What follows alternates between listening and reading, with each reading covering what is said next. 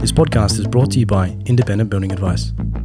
IBA acknowledges traditional owners of the land and waters this podcast is recorded on.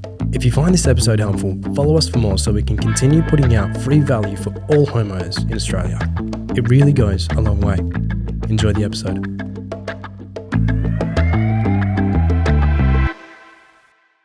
Welcome back to the Home Building Podcast. Today we have a very special guest who I've known for over 25 years, I think it is. Great guy, but we're talking about investing. Now, the Australian dream has been that you go out there, you buy your own home, and you go, we live this home, and you pay it off over 30 years, and you own your house, and what a beautiful thing that is. Well, is that really the best way to go about it? Is that something we've all been told and we've passed it down from generation to generation in Australia, but it's not actually the best way to go? Well, the guest we've got on is actually Tim Guest, who is has made a whole career. His whole business is all about helping Australians set themselves up for life. So welcome aboard, Tim. Thanks, mate. Awesome. So look, we're talking investment obviously today. You are absolutely a guru about it. Your business has been going for 15 years. That's correct. Infinite Wealth. Yeah. And a great name, by the way. And actually, it's one of those names that when you hear it, you go, yeah, it's great. And it perfectly resembles what you guys do. Yeah, and I think a lot of the time people kind of relate to it as like having never-ending money or, you know, all the money in the world kind of thing. And that's not really what it's about. It's about having the money you need forever.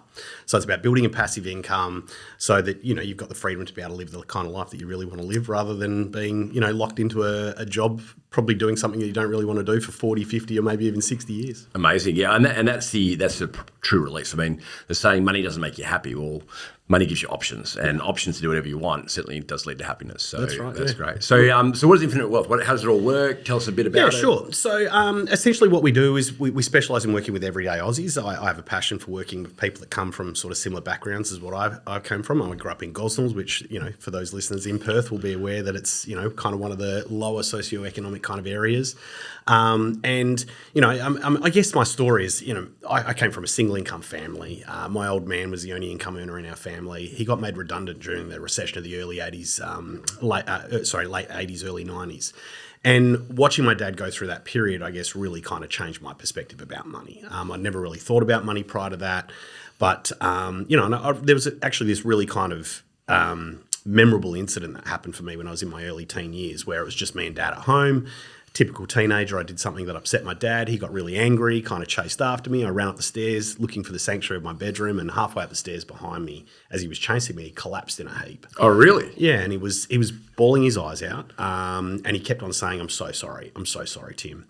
And it was just a really jarring moment for me where I kind of realised, you know, my old man is like the toughest man I've ever met in my life, ex-military, ex-farmer, and to see him, you know, I'd never seen him cry before. I'd never heard him apologise. See him completely folded from financial stress really kind of had me go, well, shit, like I never really thought about this money thing before.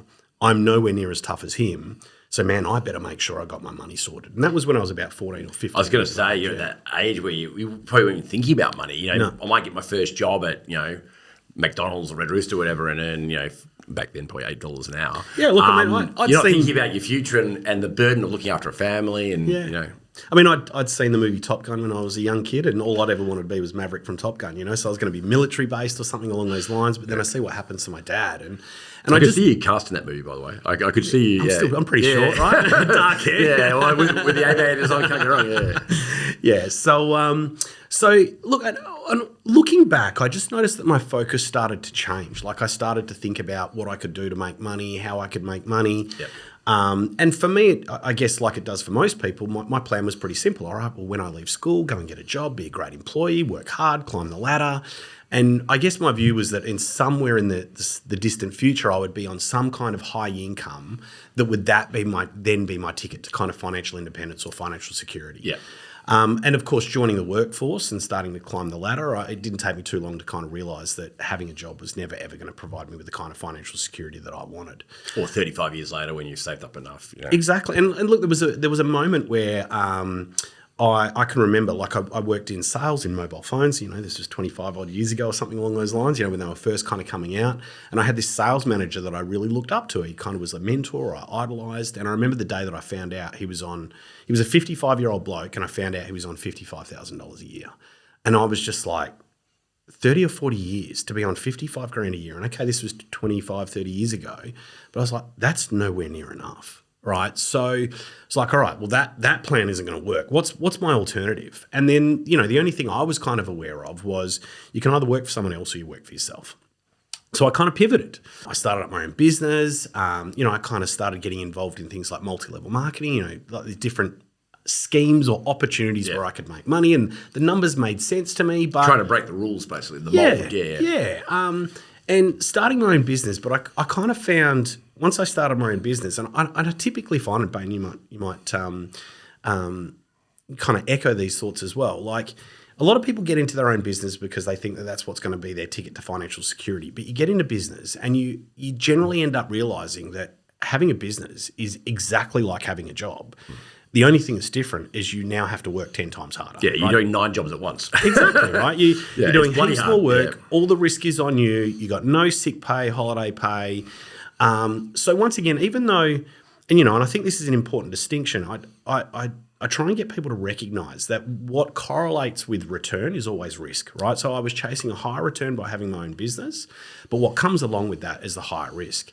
And while I was maybe making a little bit more money than I was making from being an employee and having a job, I certainly had no time and no freedom to be able to enjoy those kind of things, right? So once again, having my own business, it didn't take me too long to kind of figure out that, well, that's probably not going to be a ticket to produce the kind of results I want anyway. And then, look, life kind of went into a bit of, into a hold pattern, right? Life kind of became about, all right, well, I don't, working for myself isn't going to do it. Working for someone else isn't going to do it. Look, I'm just going to kind of, maybe tread water here for a little bit. Yeah. And life kind of became a bit more about, all right, it's Friday. What bill am I not going to pay this week so that I've got a bit of money to hang out with the boys and, get a bit of a relief so that I can start and do the whole, get back on the wheel and Absolutely. and run the rat race again next week. And that's the culture too that we've got as well, that, Friday, have the weekend off, whereas your business owner, you're torn. Yeah, and that's what it is, I think. The weekend almost becomes a bit of an escape so that you can zhuzh yourself up to do it all again next week, right? So that's how life went for me for a little bit. But during that time, and partly by getting involved with some of the multi-level marketing stuff that I was doing, a lot of those things can involve things like further education, reading books, going to seminars, listening to, well, back in my days, it was tapes and CDs, right, rather than podcasts. So that self-education started to become really valuable, and one of the biggest things I took out of it was the concept of having mentors. And it reminded me of some advice my dad had given me when I was young that probably to this day has remained the single best piece of advice I've ever been given. And what he once said to me was, Tim, only listen to people who are where you want to be. Now, pretty obvious, kind of makes sense. I can remember as a teenager almost being like, that's a bit obvious, Dad. Why would you even tell me that? But getting a bit older, one of the things that I had to confront was that while it seemed like a good idea, and if someone says that, I'd nod my head and agree with them, in practice, that's not what I did at all. The people whose opinions that mattered most to me were people who were around me, people like my friends and family and co-workers, right? So it had me kind of really reorientate. And when I was about 22 years of age where I met my first ever real life multimillionaire who, I kind of ended up doing as much as I could to be around him. We both know this guy. Larry, we both know Larry, right? Yeah. And I did I would always ask Larry for as much advice as I possibly could. Any opportunity I had, I'd take him out for lunch. Obviously we were working in a similar environment as well. Pick his brains. Pick his brain. Yeah. He was a South African immigrant. Within a few years, had built a multi-million-dollar property portfolio, and I wanted to learn as much as I possibly could.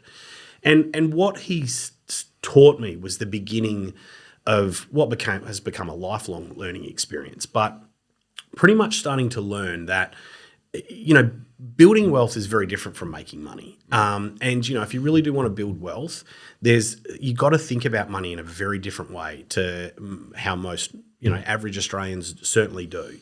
So starting to learn what I learned from him, apply what I learned from him. There was also some timing that came into it as well. So I was at the age where I kind of met him at the beginning of the Perth boom in 2001. Yep. So I was able to take advantage of that timing as well. I bought a significant amount of property in a very short space of time. You're probably a bit nervous at the time too, I'd imagine. Yeah, look, I think Look, there was a bit of a balance. Like, there were some guys that we knew that were being very, very aggressive and buying a lot. I've always been a little bit more conservative. So while I was buying Me too. a lot, I'm on the conservative side when it comes to stretching. and I think it balanced out really well. So I would take on enough risk without putting myself in too much trouble. Made a considerable amount of money during that period of time, and after a period of 5 years, got to a point where I could basically step away and retire. Yep. And then, kind of went down some different paths, like some further education, traveling the world, studying with some really kind of influential thought leaders. And that then kind of went on to shape, I guess, the training and development side of things, wanting to make a difference, help other people. Yeah. But you've always been entrepreneurial. Like, I remember back in the day where, people talked, we could start our own thing and stuff like that, but you actually went, no, I'm actually going to do this. I'm going to follow through. Because you hear people talking all the time and you're going to do this, going to do that, going to do this, but you actually went, no, I'm look, I've just always had ideas about how, I'm a very solutions-focused person. I'll often see things and see ways about how I can tweak it or make it more effective.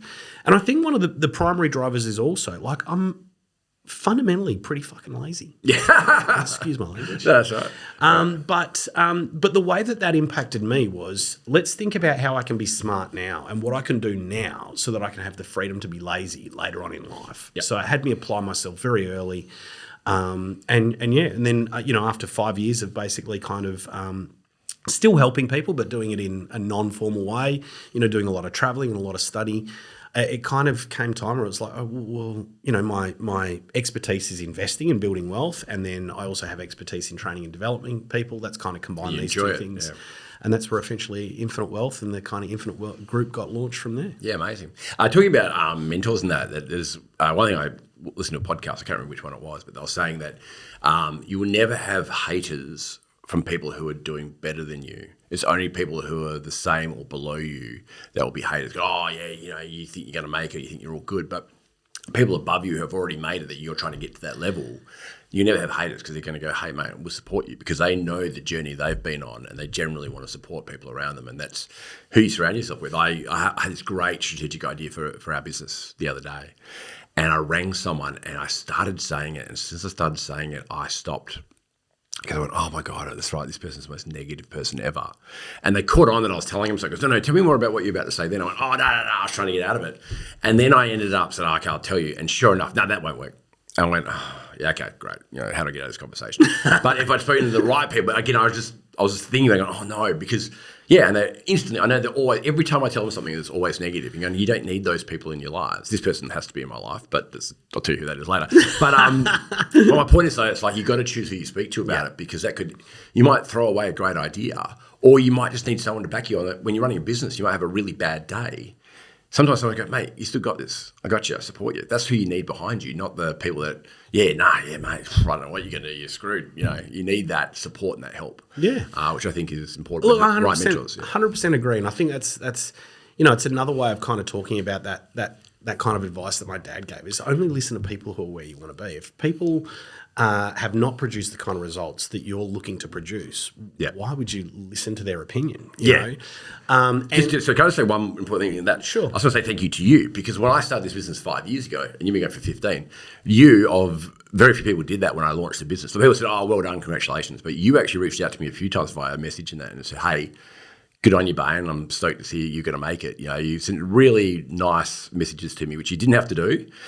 So thank you. I really appreciate you doing that. Yeah. And it's great to see you're a good person. I've known you, again, for a long time. I really appreciate you doing that. It was really nice of you. But I mean, I'm all for people getting out there and trying new stuff. And I think, I think the other thing is that with a lot of people that are more entrepreneurial, it's funny, I did hear this on a podcast the other day. You can either fail at something slowly, right? Or you can fail at it really quickly.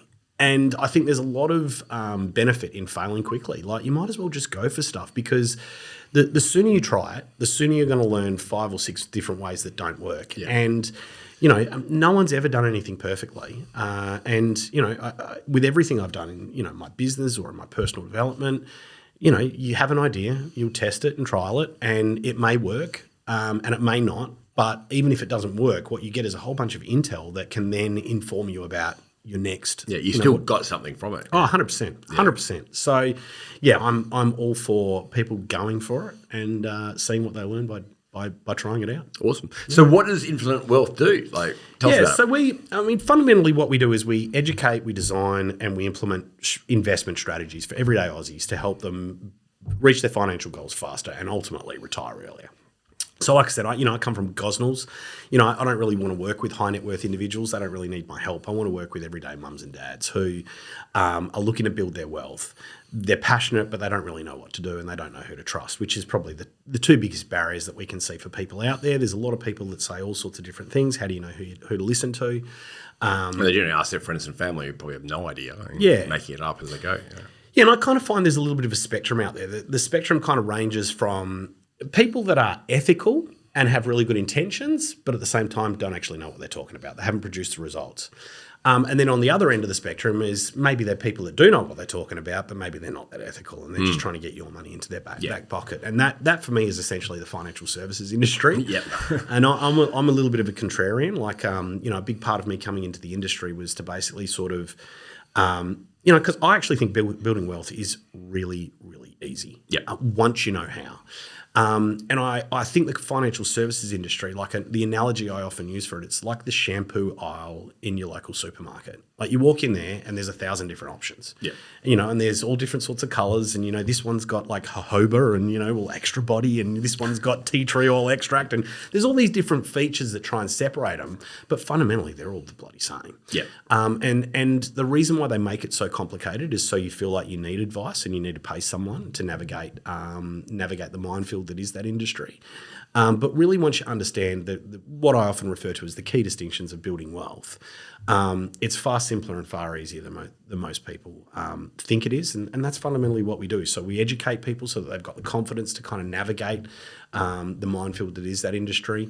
But then once we kind of we've educated people, that also enables us the time to build trust that's often required in that kind of intimate relationship. Yeah. When you're talking about long-term finances and when you're talking about people's financial future, it's quite an intimate relationship. So, once we've educated people, then people will basically go, okay, well, now can you just design me the strategy to get me from where I am now to where we want to be, using what I have available to me.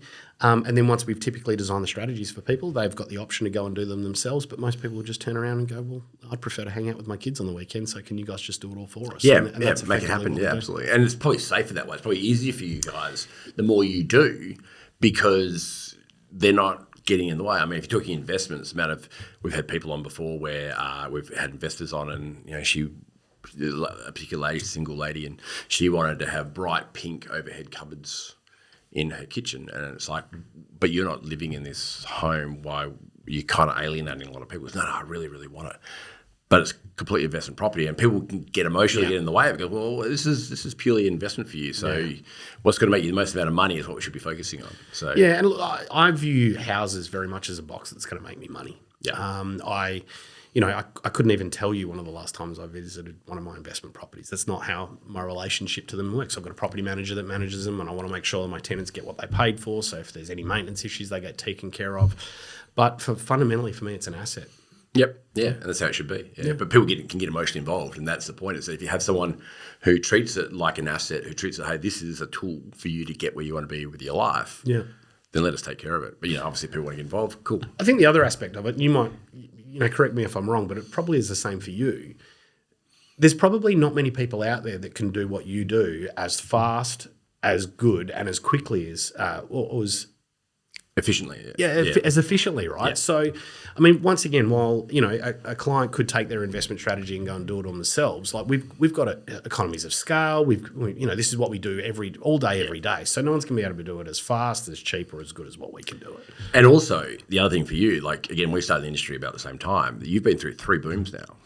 And 3 periods. So you've seen the waves, you've seen comes and goes. You've got so much experience that not many people have actually had that much experience to go good times, bad times, high interest rates, low interest rates, whatever. It's riding the waves to longevity as opposed to, oh, look, let's go here. Oh no, the market's on. There's a war on. Oh, freeze. It's no. This is long-term strategy here. Yeah. So, bit of a side note, but look, you might find this interesting. So one of the biggest things that I actually did is In 2014-15, the Perth market turned, and I didn't expect it to turn. I thought it was going to run for another couple of years. And, along my philosophy of, only listen to people who are where you want to be, I went and did a significant amount of research on who were people that are able to predict property markets and investment cycles, and have them be not necessarily. I wasn't interested in someone who could predict what's going to happen next year, right? Because there's a lot of people that can kind of do that. Often you can read the writing on the wall. It was more about who can predict something more like 6 to 10 years out. And I found a couple of people that technically what they're defined as is land economists rather than your kind of normal economists that's typically focused on stock markets, which are significantly smaller than housing markets. But the reality is we actually haven't had 3 booms in Perth. We've had 2. Just a moment of your time. I just want to talk to you about something. A problem that we commonly see when building or renovating or extending is people go down one path of we're going to build a new home here, we're going to demolish and build, or they go down another path they want to extend or renovate their home, only to find out after they spent quite a bit of money designing the house that was the wrong path and they should have actually gone the other way. This could cost you $5, $10, $15, $20, sometimes $30,000 by going down that wrong path. And the reason for that is they got bad advice, they got caught up in an element of their home and then expand into something better. And often, sometimes it might be cheaper, more affordable, or a better outcome for you to go the other way than what the area you originally planned down. So to help this, what we've done, we've created a little document here that will actually ask you a series of questions, not too many questions, but it will actually help you work out for yourself which is the best path to go down. Should we demolish the home and build new? Or should we just have the current home and extend that and make that a better home or renovate that home for you? So we encourage you in the show notes to download our little program that we've got there for you. You'll see it all there and fill it out yourself. And that will allow you to make a clear decision at the start of whether you should build or you should actually extend your home or renovate your home to make it just right for you. It's an unbiased quiz. We put a lot of time into it to really give you real information. Now, at the end of the day, if it's still borderline, you're still not sure, we're more than happy to come out there and give you proper advice. But this is designed to help you without anyone else's help and just fill out the questionnaire. So show notes, have a look at it. Hopefully it helps you. Thanks very much for your time. So like a lot of people may think that we've had actually 3 booms in Perth, the economic cycles, rather than running 7 to 10 years, which is what most people think they are, true global economic cycles are actually more along the lines of about 18, 19 years long. Okay. And they're kind of broken up into 2 phases that makes it look like, because 7 plus 10 works out to 17, right? Yeah. So when you actually combine those 2 cycles together, that's what actually gives the broader economic cycle. So understanding the economic cycles has been one of probably the most valuable things that I've done. But yes, look, certainly, and I think also this is something that impacts a lot of people financially, is being that economic cycles are closer to 20 years, you're almost 40. Yeah. Until you've seen a whole economic cycle, because you're not really thinking about it as a kid. Yeah. And so a lot of the time we're not able to make the decisions that we need to make to get us where we want to go because of that kind of false information that kind of circulates about the economic cycles. But yeah. It's an interesting point. And also, I guess on that same point, that if you're asking your parents to help, they've only seen a portion of that cycle wherever they may be. I mean, they might be towards the end of a boom period and then a worse period than the end. So they don't... The knowledge that your folks might have, that might be your best knowledge at that time, may not be a full scope of how the world is actually working. And then, and sort of circling back to what you were talking about very early on as well, is that, they're pretty much just teaching you what their parents taught them. Yeah. And we touched on home ownership, right? It's very common that what people say is the single best thing that you can do with your money is buying your own home. And we've kind of believed that without even running the numbers to check. Yeah. And, one of the things that tends to blow people's minds a little bit is for someone who owns such a large amount of property and has been investing in property for more than 25 years, I've never once in my entire life lived in a house that I've owned. Yeah. Wow. And I don't really have any plans on it because it's, the old idea of, buying a house, getting a mortgage, paying it off over 30 years, that becomes your retirement nest egg. It just isn't working for people. So walk us through why that is. Because this is for people at home that this may be all new to them. Walk us through that sort of logic. Look, fundamentally it's really quite simple, right? So a house that you live in, it's not an investment property, which means the mortgage that you've got on that house is non-tax deductible. Now, if we run just some very basic numbers, say, for example, if you took out a 7.5% interest home loan over a 30-year term, if you took out a $100,000 mortgage, what you'll actually end up paying back to the bank is about $250,000, about 2.5 times what you originally borrowed, right? So that's just the interest component. But then the other component is what you've got to then pay for tax, right? Because, okay, if you've got to give $250,000 back to the bank, well, you've got to go to work and earn that money. The government's going to take their share out, which means you'd have to earn, and this is if you're on the average tax bracket, right? You'd have to earn $360,000 to leave $110,000, which you're going to pay to the government, which leaves you with the $250,000 that you've got to give back to the bank for the $100,000 loan that you took out. Yeah, it doesn't make sense. Yeah. And that you got to question the efficiency of your money. And pretty much what it comes down to is that, well, the other element that comes into it as well is that typically where you want to live, what suits your lifestyle, is probably not the best investment area. So, rentvesting, which is the concept, is firstly, you can access the benefits of having a tax-deductible mortgage as compared to not having a tax-deductible mortgage. But then you've also got the ability to rent somewhere that suits your lifestyle while investing in somewhere that's going to actually be far better off for your... I totally agree. And a slightly different twist on that is, let's say people do want to, I want to buy my own house and I want to get it. And I don't know about you, but I've never met a friend of mine. I've never had a friend of mine ever, because all my friends are all western suburbs, Nedlands sort of people. It was back in the day. I've all got houses. So not Gosnells? Like No. Well, actually, my uncle was the mayor of Gosnells. Really? My relative or whatever, for 20 years. But anyway, but what it is, they're all, my point is that all my friends go, hey, when I buy my first house, I'm only going to live in these suburbs and I'm only going to have this sort of home. And I'm just like laughing at them going, you haven't done any investigation yet, have you? Some of the guys are lawyers and doctors and stuff like that, and they always buy 12 suburbs back from where they thought they were going to be and the house that they don't really want. And what we say to a lot of first home buyers and people like that is that you're not going to get your dream home that you want and all the things you want. You're going to compromise a lot on what you want, and you might be a lot further out. So instead of doing all this compromising and not wanting to live in that suburb and hating where you're living, flip the script and go, well, rent. Buy where it's going to make you money, where it's going to give you the return that you want. It may not be your dream home, but guess what? It's going to be your dream investment. Buy that and then buy another house and build it that way. So don't try and get your dream home. And if you absolutely want to do that, you're not going to love where you live, it's going to be a horrible lifestyle. Don't do it. Go a different direction. The other thing that comes into it as well is that, so when you're talking about yields for a property, so the rent that you're getting on a property, when you're in the more affordable numbers, so let's talk about, maybe less than $1 million in WA right now, the rent as compared to your mortgage payments is fairly balanced. Now, you're going to still be in front because of the tax deductibility point of view, but as you start to get into the higher kind of price brackets, the yields don't go up at the same kind of rate. So what starts to happen is, and this is what I've done for a long period of time. A house that I was living back in 2018 was on the South Perth Esplanade there. Beautiful, $4.5 million apartment overlooking the city. Over the park, wasn't it? Gorgeous, Yeah. Absolutely gorgeous. I rented that place for $1,500 a week. Is that where they're going to put the trees now? Is that the same spot? Yeah, it was about 3 or 4 lots up from where Coco's is. Yeah, gotcha. Right? Yeah. Yeah, it's a beautiful spot, right? Absolutely beautiful. But, if I'd owned that place, if I'd purchased it, I would have been paying somewhere in the realm of about $250,000 a year just in interest to the bank, right? Not the principal payments, just the interest to the bank.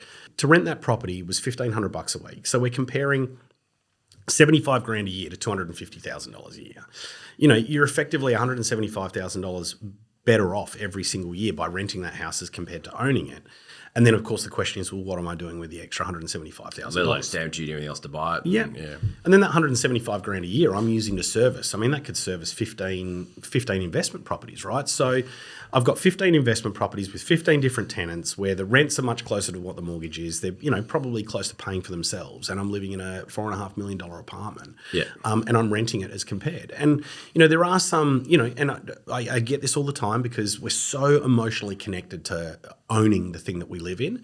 People will often come up and go, oh, but what about your security? What about if, they want to kick you out?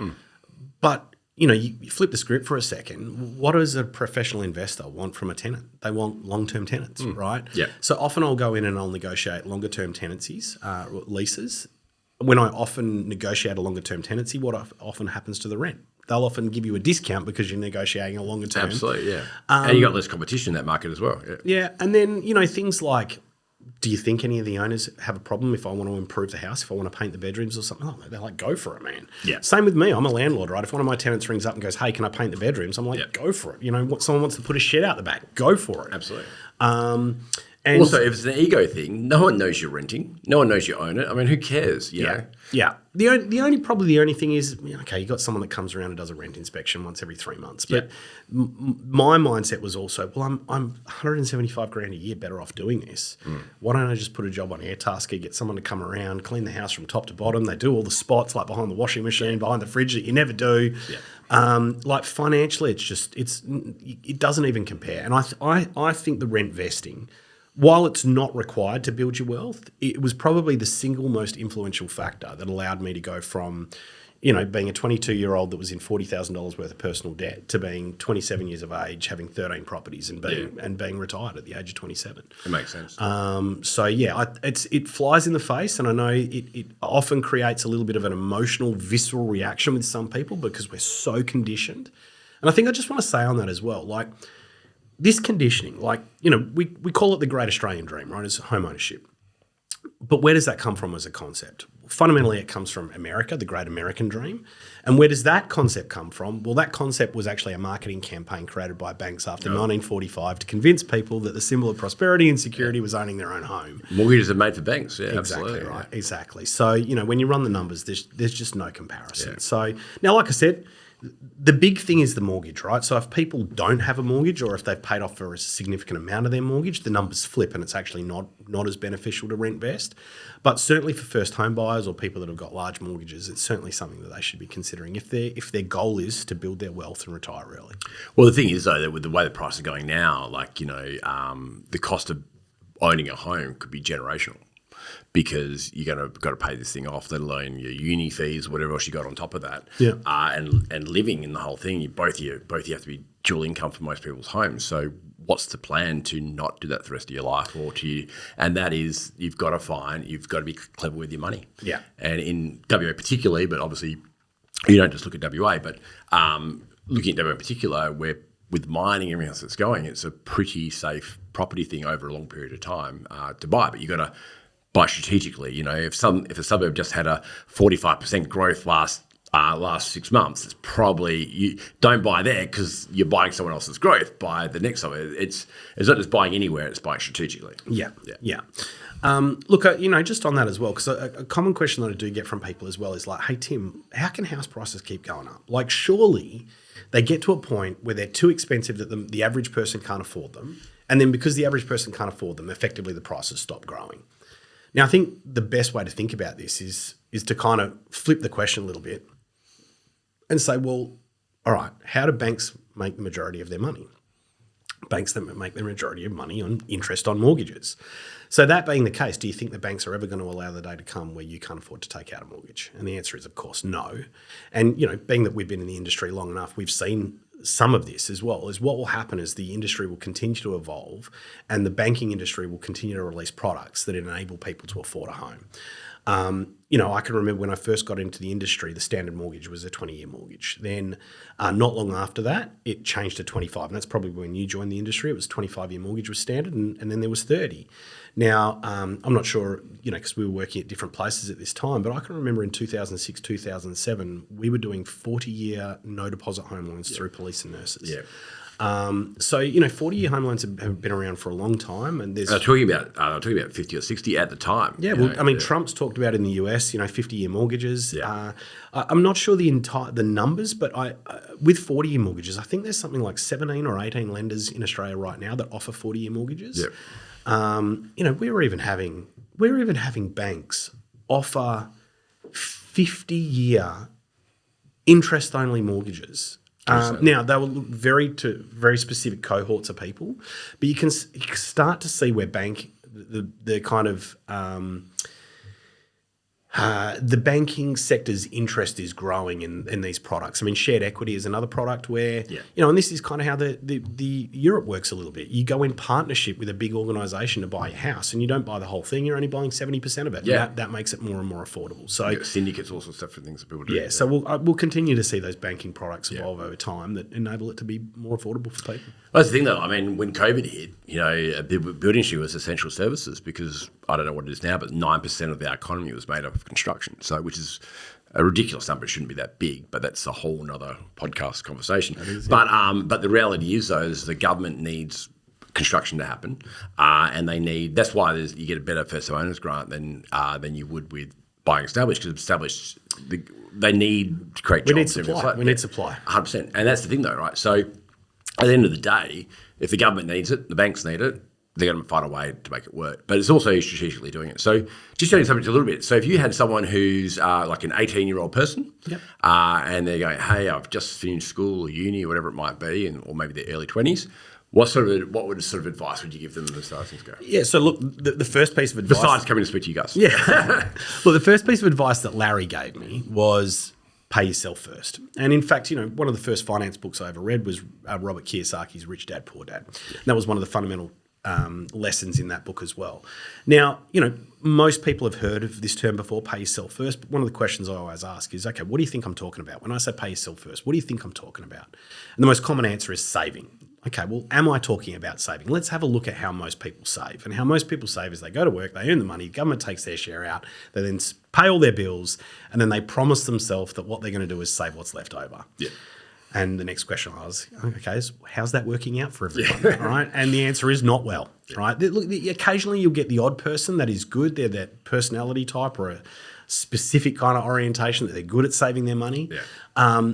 But this is why paying yourself first is not saving, right? Paying yourself first is understanding what's coming in, what's going out, being able to determine what you can comfortably afford to pay yourself first, and then having that money come out first.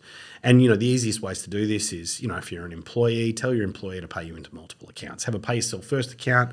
They can put $200 a week, $300 a week, whatever it is, into that account that you then don't have an ATM card for. And preferably it's not on your internet banking. So no ATM card's the key there. Yeah. Exactly. You don't have a few drinks and go, hey, let's keep going. Yeah. And look, once again, I've done a lot of study on things like neuroscience and the way our brain works. And we know now willpower is a depletable resource that your brain has.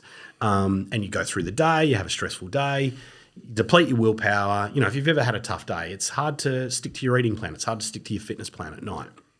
So I highly recommend you don't use willpower to pay yourself first. I recommend you use structures that require no willpower. Automate it, right? So, so that's the first thing I teach people. And that, if you can master that habit of paying yourself first, that's 90% of the whole thing. If you want to build your wealth and retire early, just master that one habit. That will set you up for life. I think there's a figure that the average person can last a week without getting a regular income or something like that. Yeah, look, some figures I am aware of. I know that 50% of Australians spend every single cent they earn. Yeah. I know that a third of Australians spend more than what they earn, and some people say, how is that possible? The answer is credit, right? Yeah, so, debt. Credit cards, loans, all that kind of stuff. But if you can master that art of having, because the key is, right, is you want to build this asset accumulation engine, right? And that doesn't mean just focusing on property. If you ask any truly wealthy person how many things they invest in, it's always, they never just invest in one thing. They're always diversifying and investing in multiple classes. You probably want to spread that across things like property. You probably want to spread it across things like superannuation and certainly shares. But as a 20-year-old, really young 20s, you wouldn't be probably thinking that way necessarily. The key is you just want to pay yourself first, right? The key is you just want to pay yourself first. And even if you're putting that money into a high-interest savings account, and people are becoming more savvy with things like investing in index funds. Yeah. Even if you're putting some money into some index funds or something along those, just to get yourself started. It might not be too long until you've got a sufficient amount of cash put aside that you can actually then go and get your first deposit on a home. Yep. Being in WA, we've got things like first home buyer grants and all that kind of stuff where, we've also got Keystart, the government lender, which, look, most people could get into a new home for probably something like $5,000. So it's not exactly like you need some huge deposit to get into the market. Now, look, if you're a first home buyer, there's some restrictions around you need to live in it for 6 of the first 12 months. But it's not uncommon for a lot of our clients or people that we educate, they might take advantage of the first homeowners grant, not build in an area that's, where they want to live, build in an area that's going to be a good investment. They might go and live in it for the first 6 months. Just they suck it up, right? Okay, maybe you got to drive half an hour extra for work every day, but this is for your future, right? So you go and do that for 6 months, and then you pretty much move out of it, turn it into your first investment, and then go and Rentvest. So, look, the barriers for people getting in are far lower than what most people think. Like I said, minimum of $5,000. Probably But the key is get in. But the key is get in. Yeah. Because if property prices are going up 10, 15%, if you're not in the market, it's going up 10%, 15%, it's getting more expensive for you. If you're in the market, you're making that money. And that's the thing. Like, it's the train's leaving the station if you're not in the market.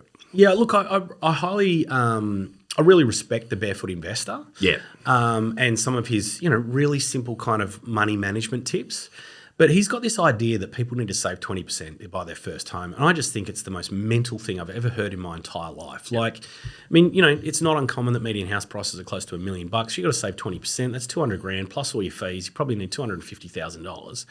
How long would it take the average person to save $250,000? What, 5 years, 10 years? Like, well, if you've done that in Perth now, you just miss out on. Oh, yeah, exactly, right. So now, look, I get that if you're only putting in a small deposit, like 2% or 5%, there is a risk involved.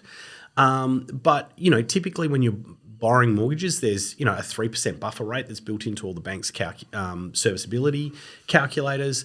The mortgage gets paid first. Okay, when stressful times hit, we might have to cut back on going out to dinner and, some of the luxuries that we enjoy, but people typically pay their mortgage off. And worst case scenario, you've been in your house for 2 or 3 years, you have to sell it. Chances are you're not getting out with nothing. Yep.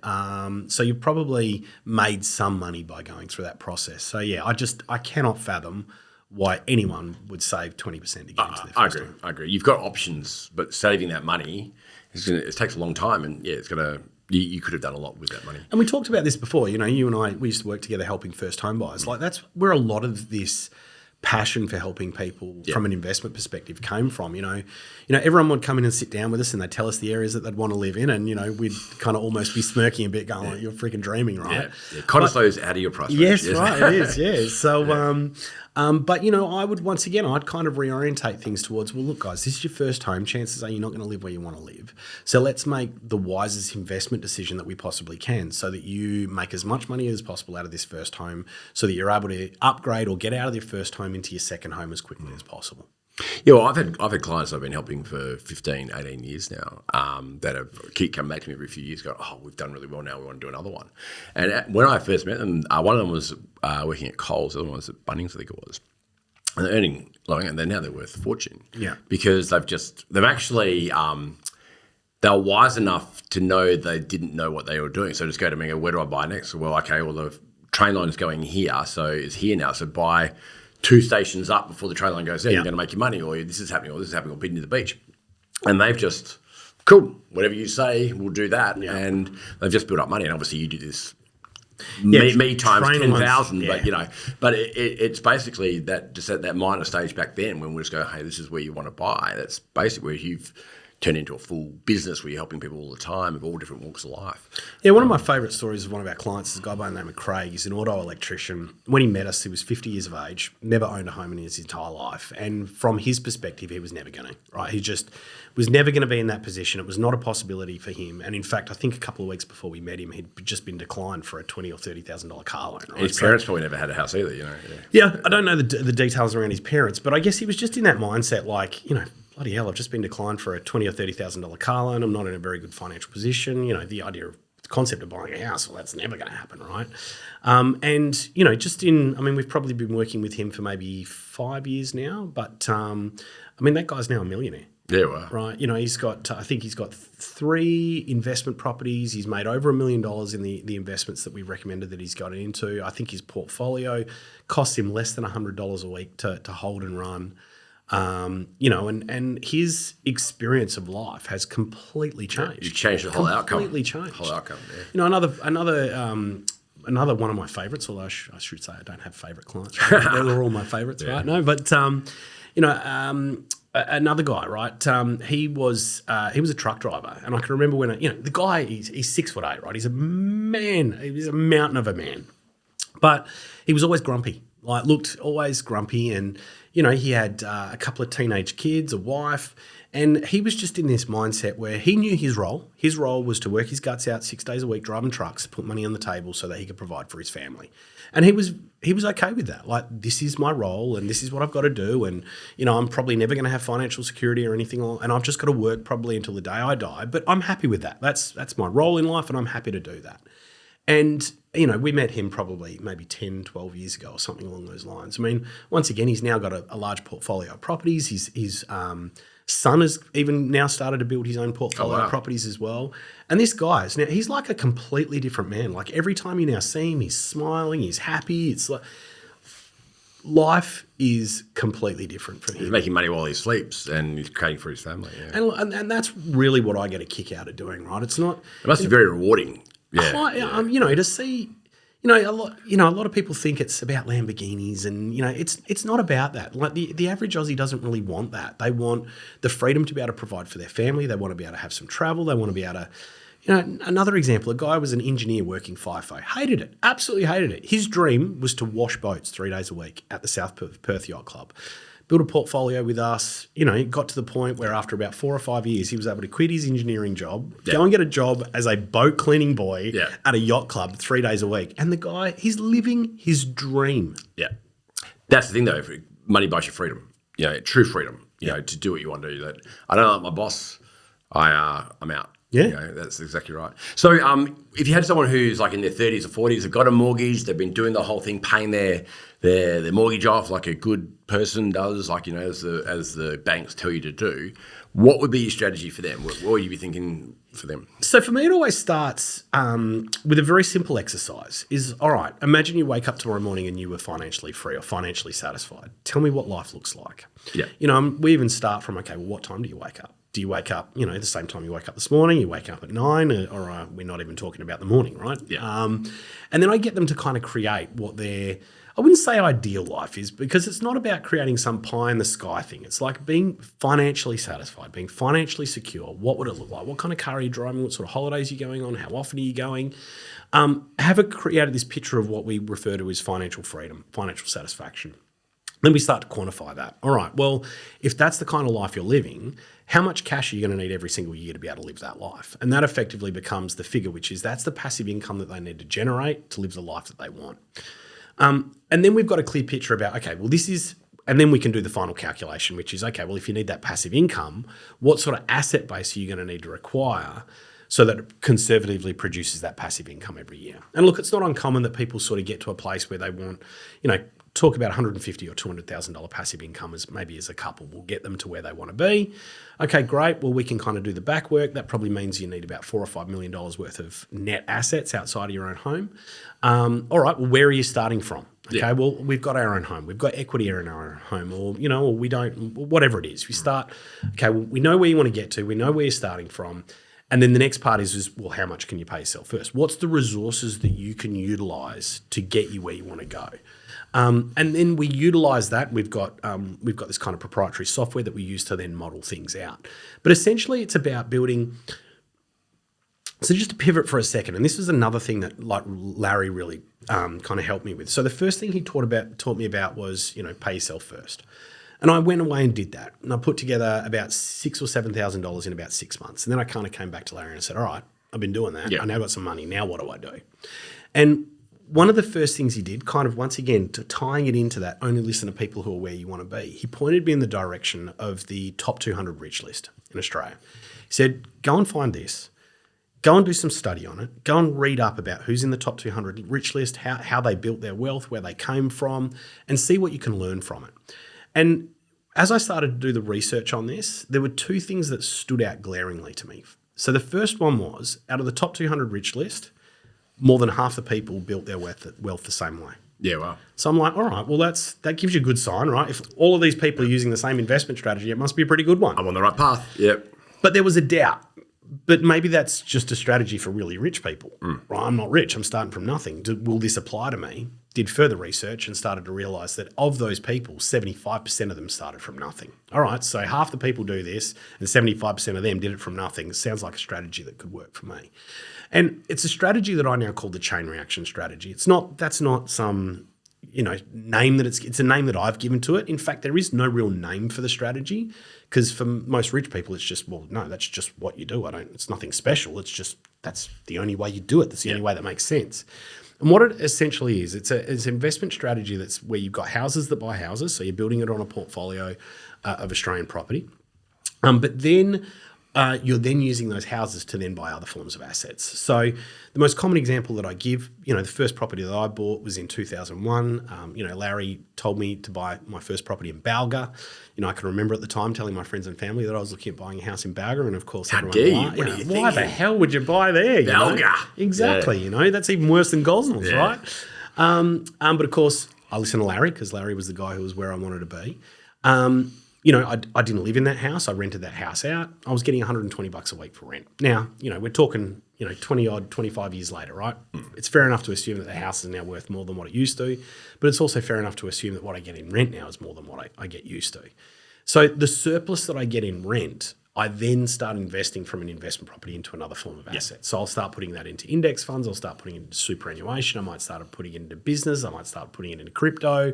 Those kind of, they're a bit more volatile things that I don't invest as much in, but certainly into superannuation because of the tax deductibility benefits, and then certainly into shares as well to, diversify your investments. So houses that buy houses that then buy other forms of investment. Yep. And you're doing it, you're making enough money at that point where if crypto doesn't work out or whatever, that's okay. Exactly. It was a educated risk. It was a 5% of my portfolio. Exactly. Right. It's something that you dabble in. And, people might get into doing things like development, those kind of higher risk investments. You might start putting some of your later investment properties into that stuff. But once again, it might be into business. It might be into doing developments. It might be into buying crypto. Those things that come with Do the fundamentals first, though. Exactly, yeah. So definitely property first, probably superannuation second, and then shares third. Yep. Yeah. No, it's a good move. And for people with the equity there's never too late to start. You just got to, at that, if you're a bit older or whatever age you're at, it's just trying to work out, okay, where to from here and then getting the right advice. And that equity, I often refer to it as lazy money, right? Because it's money that you've got there, but if it's just sitting in your own home, it's not working for you. Yeah. Now, I also want to say as well, buying your own home and living in it isn't a bad idea, right? It's probably one of the few appreciating assets that people will ever own. Yeah. It's just not the best. Well, also, if you've got the one property, we get it all the time. People say to us, oh, mate, bought this property and it's gone up 25% over 2 years. Oh, you wouldn't believe how much it's gone up. I'm going, yeah, cool. Has your neighbours' houses not gone up? Goes, oh, no, they've gone up too. Okay, so everyone's gone up. So if you were to sell that one property, you can't buy back in the same area. So you're not. Yes, you're making more money, but unless you want to move further out or get a smaller place or whatever, it's not quite the same. So it makes sense to do. And especially it's compared to other countries where the property growth stays about the same, we're pretty fortunate in that sense over here as well. And I think the other thing that's going to come into it, and just as much as you're diversifying with property shares and superannuation, you've also got to diversify the markets that you're buying into as well. Like the Perth market in particular, what we typically find is the Perth market pretty much does a lot of sideways movement for about 14 years, and then you get about 4 or 5 years where it basically goes up by 2.5 times. We've seen that in the boom of the late 80s. We saw that in the boom of the early 2000s. And we've seen that more recently in the boom after COVID as well. So, Perth is, I don't think Perth is maxed out yet. I think it's still got some room to grow, maybe another 20 or 30% here. But we're already starting to reorientate our clients into markets like Melbourne at the moment, which, once again, you go and talk to anyone that owns property in Melbourne, they're like, oh my God, it's horrible over here now. You don't want to be buying and the government sucks and, the land tax and blah, blah, blah, blah, blah. But, once again, and quoting, someone that I really revere when it comes to investing, Warren Buffett, is, when people... He knows a little bit, doesn't he? He knows a little bit. Yeah. Knows a little bit. Most successful investor in the world. Yeah. No, and look, I'm being facetious. Yeah. But look, I like to highlight this as well. One of the reasons why he's the most successful investor in the world is because he started investing at the age of 11. And I think he's like 95 or 96 now. And still going. And he's still investing. Yeah. And really, that's the key. And he's very well researched. Yeah. Look, if you're in the market long enough, compounding does all the heavy lifting for you. And that's, primarily one of the things that we're trying to teach our clients as well, is that you got to be invested in stuff because over time, and I always use this example, right? So let's say you're going to work for me, Bain, right? Let's say I'm going to give you 2 options about how you get paid, right? The first option is this. I'm going to pay you $1 million for 30 days work. Or I could pay you 1 cent on the first day, 2 cents on the second day, 4 cents on the third day, 8 cents on the fifth day, fourth day, whatever it was. Which option would you take? The cent one. Exactly, right? Now, it's hard because people are like, I know this is a trick here, right? But most people would take the million straight off the bat. But it works out to be about 10 mil. Right, and that's the power of compounding, and that's just across a 30-day period, right? So, and that's true to life in all walks of life. I think that it's actually, to me, it's like the Murphy's law. I reckon that's a law. Compounding anything you do. Well, it's the same with your fitness, right? Yeah, everything. 1% improvement. When you're getting up and doing a little bit of work, it compounds. You're just got to start that journey. Yeah, the delayed gratification, right? Such an important concept to learn. But one thing you just touched on very briefly there, and I think is very interesting, is that. If something's in the news, like the boom's over or the boom's starting or whatever, it's already too late. Not the boom starting so much, like Melbourne market's terrible and you shouldn't buy here. Everyone's saying it's a terrible market. By the time it hits the news, it's old news, right? And the thing is though that what you're seeing is what other people aren't seeing, and that is all our data says this is next. This is what we're looking at. Now, the average punter goes, oh, this is terrible or this is great or whatever it might be. That might be too late. And that's the thing, though, is that what you're seeing is not what other people are seeing. And you might speak to your friends, go, oh, don't buy there, do buy there. But there's a reason behind it. And often, like you said to people, oh, well, there's nothing in the news about that happening. So, yeah, that's because the news is, they're only going to report it when it's absolutely 100% has happened. And then it's news. They're not going to tell you at the early adopter sort of times. Yeah, I think you're 100% right. I have a slightly different perspective on it, and that is really what do newspapers do? What newspapers do is they sell advertising. Yeah. So all they're trying to do is kind of try and get as many eyeballs as they possibly can, and they'll print anything. Right? They'll print anything to get the eyeballs. And, particularly when we're in a country where, 2/3 of people own their own home. Some people, half of those people have no mortgage. The other people have a mortgage, and then about a third of people rent.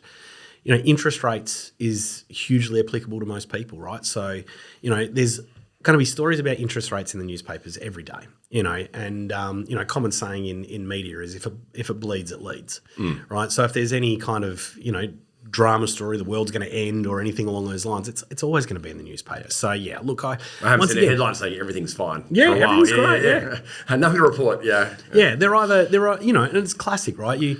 I can remember in that 2000, that boom, like it being about 2005, and you'd still get articles that were like, this is a boom that's going to last for the next 25 years. And, it is a bit the same. It's almost what you're seeing is probably the opposite to what's happening, but it kind of just comes back to only listen to people who are where you want to be. Exactly right. Yeah, get the right info from the right people and do the right things. So on that note, if someone is interested to know more about what you do, how do they go about finding out more? Yeah, look, we've obviously got the website, infinitewealth.com.au. Social media is obviously probably a really big thing. You can follow me on Tim Guest AU on pretty much all the social pipes out there, or Infinite Wealth as well. It's a great way to start, just start seeing some of our content, start getting to know us. And then, of course, best thing to do is just reach out one of the team. And, typically what we'll do is have a quick chat over the phone just to get a bit of an idea about what you're looking to produce and just find out if we're a good fit for people. Magic. Yeah, that's probably a great way to just ask some questions and find out what fits you. So on that note, we've got a question that we ask everybody. Yep.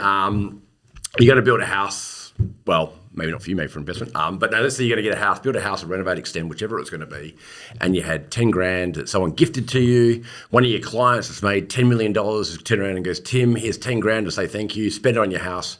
What would you spend it on? Keep in mind, right, I'm always renting, right? So I'm not, not necessarily spending money on my property. Yeah. But you know what I actually did put in one of my, the rental that I'm currently in right now is I asked the owner if they'd be willing to do it, and they said no, and I didn't care. I went and did it anyway. Whole house filtration. Yeah, wow. Yeah. Yeah. One of the single best things. I've never been a person that likes drinking cold water from the fridge or anything along those lines. I've always been more of a tap person. And, I don't know, like, you go into a lot of new buildings, you taste the pipes in the water. I just can't stand it. Taste right? when you drink it. Yeah. The taste of chlorine. Yeah. Obviously different areas, water can taste really different as well. But not just from drinking.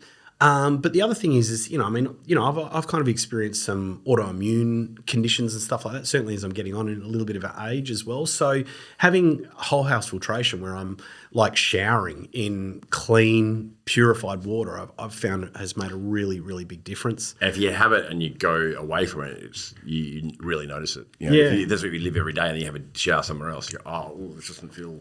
Another recent purchase that I made, I actually just thought of this as well, is I recently bought a infrared sauna for the house as well. Oh yeah, I've heard about it. I haven't seen one, but yeah. Oh man, look, I've I kind of wondered whether it would be one of those things I buy and then you use it once or twice and then never really use it. But I'm out there most nights. Like I'll go out into the al fresco, jump in the sauna. Okay, maybe normally I'd be sitting on the couch watching the telly, but there's nothing stopping me from sitting a laptop out in front of the sauna and watching Netflix in my earpods or so what does the infrared do? Like, how is it different to a normal? So I'm not all over all the details, right? But I know that they don't quite get as hot. But the idea is that by producing sweating, it's about getting toxins out of your body. So I've found it been really good for my weight loss. I've found it been really good for general inflammation in my body.